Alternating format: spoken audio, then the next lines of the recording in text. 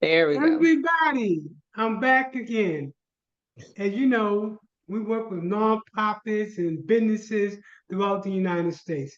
In fact, we currently work with nonprofits in 25 different states around the nation. Today, we're here in Tampa, Florida, uh, with a not a new nonprofit, but a nonprofit that is reinventing itself. So let's learn about the history of this nonprofit. Please start off by saying who you are, the name of your nonprofit, where you're located, what's your purpose, and how can people donate to your nonprofit. Well, good morning, everyone. My name is Yolanda Jackson. I am located in Tampa, Florida, and the name of my nonprofit is Metro West Neighborhood Services. It was founded in February 2013, post-recession period, that August 2017 through December 2012. I noticed that there was a personal need, my own, and within my friends and family group, for assistance. There was this impression post recession that everything was back to normal and everybody was financially stable again. But what I noticed, as I said, personally and in my own circle and group of friends, yeah, we were doing better. Jobs had come back. There were people who were having modifications of their home loans, so there was definitely more stability. But there was still a need. There was still a need in friends, family, and in the community.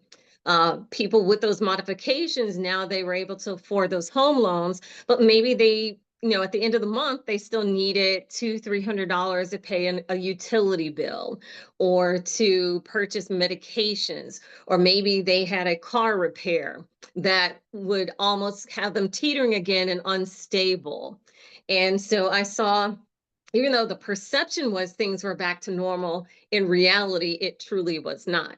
And so So, out of that so experience, I developed my nonprofit, Metro West Housing Services. share with us your background. Yes. So personally, with me, I went through the recession as a realtor or mortgage broker, and I realized I had to pivot. I had to become more clerical and develop more clerical skills. So I was able to take my sales background, transition into a more clerical aspect, doing the appraisals, doing the modifications myself, and I was able to survive and thrive. And through surviving and thriving, life always throws something at you when you least expect it. And for me, that occurred again in February of 2022 when I was diagnosed with cancer. Uh, in 2022, I had reinvented myself. I was financially stable again. I had a 401k, I had savings. I was the perfect credit girl. I put a lot of energy into rebuilding my credit after the crash. And so here it is. I'm diagnosed with cancer. Long story short, I didn't work for a year and a half. But during my own crisis, during that year and a half, I would have friends, family asking me, hey, I just need $300 for the rent, or I need $600 for the dentist, or, that pharmaceutical price has increased and I can no longer afford it. So not only was I carrying my own responsibilities, I was still peace giving out a little bit here and there. And so once again, it hit me, there's got to be nonprofits out there that help people when you need maybe that little bit to kind of bind you over to get you to the next paycheck, or to keep you stable because somebody else could give you that $200 or $300. So it hit me, that need is still there. Um, I did an assessment of my environment, both politically, spiritually, health wise, where I was, and what were my capabilities, what were my skills. And through all that was born, I would say the need is worse now than it was back in 2007 through 2012, because Mm, back then it was visual, it was on TV every day, it was personal to mm, people. They knew someone who was foreclosed or got their loan modified. I think now there's a culture more of hidden. People are embarrassed to say that they need help. But people would always come to me and I would ask, why do people come to me? And my husband said, well, first of all, they know you're stable. You give an aura or perception that you're financially stable, you're wise with your money, so they feel that you're a good resource to come to. He said, but the main thing is your level of compassion, how you speak to people, how you talk to people, your level of empathy that you express to people, and not just writing a check. You sit down, you talk to them, you try to give them sage advice that's going to help them along the way. If they have to come back a second time, I'll take them a second time, but I want to try to give you some grain of wisdom to help you not be back in that situation. But I also have a level of compassion that I know sometimes things happen.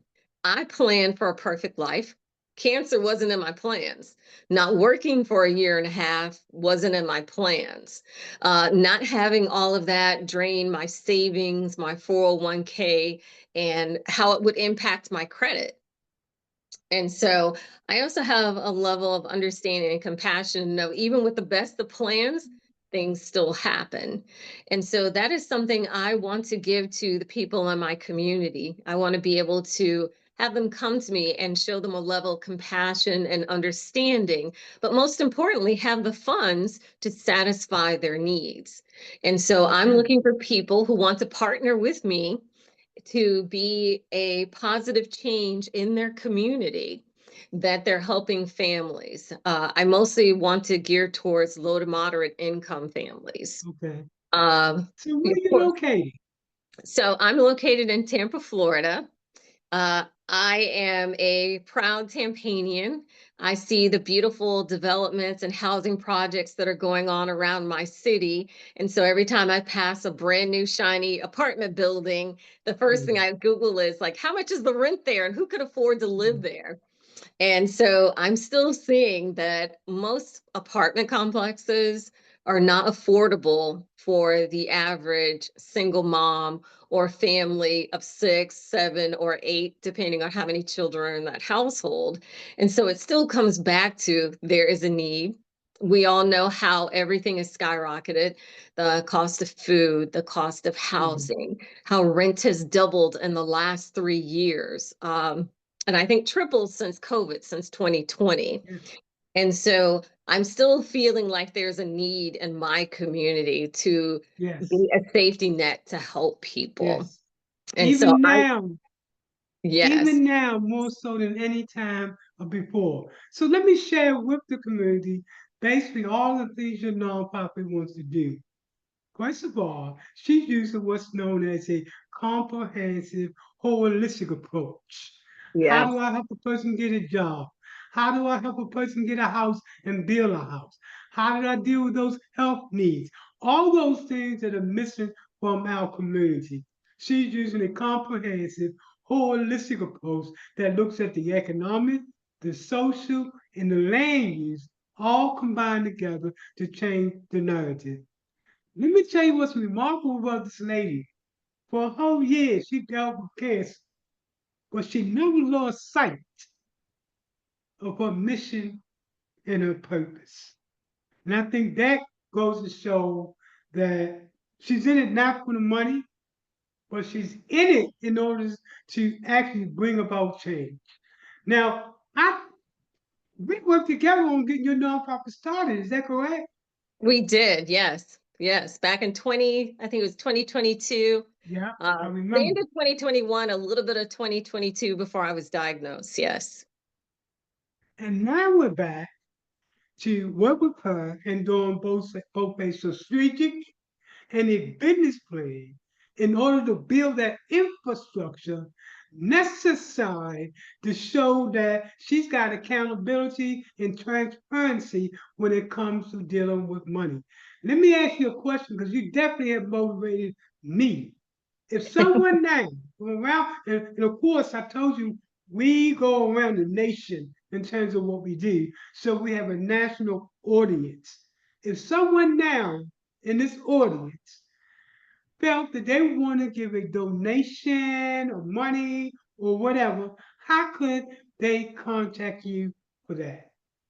Well, they'd be able to contact me via our website, metrowestservices.org, or they can email me directly, Yolanda Jackson at metrowest.org. And we also have means through third-party vendors such as PayPal and Zelle, where they'd be able to donate funds to our organization. Excellent. If there was a nonprofit that actually needed to be funded, I think your nonprofit fits that description. And I say that because I work with over at least 450 nonprofits from around the nation. The one thing that is common in all nonprofits, they have a mission and they have a purpose. This story, this lady suffered from cancer for a whole year. And I don't know if you heard, even during that year, people was asking for help, and she helped. So she got that good nature necessary to be a strong nonprofit. When we finish with that business plan and that strategic plan, and we're going to send it through our CEO training, watch out, watch out. So anything else you want to say? Well, I would like to say that, granted that I always get told, well, there's this function, there's this organization, there's this business, and they help 40 people, they help 50 people.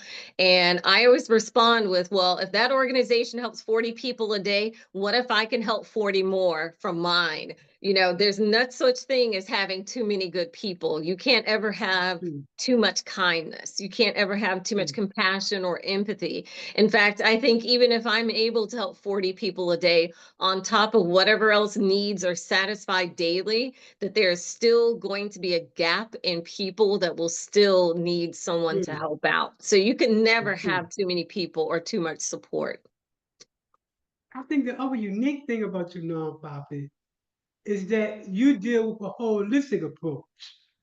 A lot of people only deal with programs, and you deal with infrastructure to make that person whole again.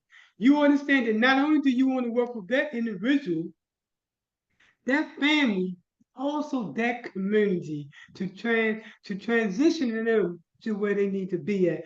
That's what's going to separate you from other nonprofits that might be doing housing or social service. You do it all inclusive under one roof. That's Yeah. how you change the narrative by doing a comprehensive, holistic approach. I'm so looking forward to working with you and your nonprofit to take you to the next level. Anything else before we get out of here? I'm sorry. Anything else before we go? I would say in this day and age, we all have to develop our emotional intelligence. Mm, And emotional intelligence is not just about feelings. Emotional intelligence is being able to empathize and understand where someone is. As I said, I believe we are in worse financial condition now than we were during the crash, because during the crash, everybody wanted to help. The banks wanted to help. The lenders wanted to help. There was always someone saying, hey, we want to be on the forefront. We want to help people stay in their homes. Well, I think in the last decade, there has been a feeling or a thought that everybody has to pull themselves up by their bootstraps because you survived the crash during then. Well, I believe it's just the opposite. I think sometimes because of pride, people don't ask you. I always tell my family and friends, ask me when it's just a little grease fire, not when it's four alarms, and the mm, whole house is engulfed. You want to get mm. help before it gets worse. And so you want to be open and available so that people are comfortable in coming to you and sharing their hardship and having understanding that you're going to do your best to try to meet their needs. And that's really important now, more so than I ever. think, I think because of your background in real estate, that your nonprofit is going to do very, very well because you understand the housing market. And you Yes. also understand that we are in a affordability housing crisis.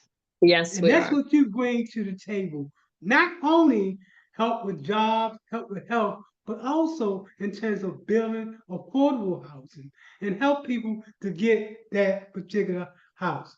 So I definitely want to thank you for jumping on here tonight. I'm looking forward to working with you Well, thank you in for that having particular me. respect. Thank you for the opportunity. No, thank you. When I say thank you, because I'm about, this is not pet peeve, nonprofit rights. Yes. A lot of times people look at what's going on and they talk about what the problem is, but not that often do people step up to the plate and say, not only am I talking about it, but I'm gonna be about it. And that's what happens when you create a nonprofit. So again, thank you so much. And I'm looking forward to take you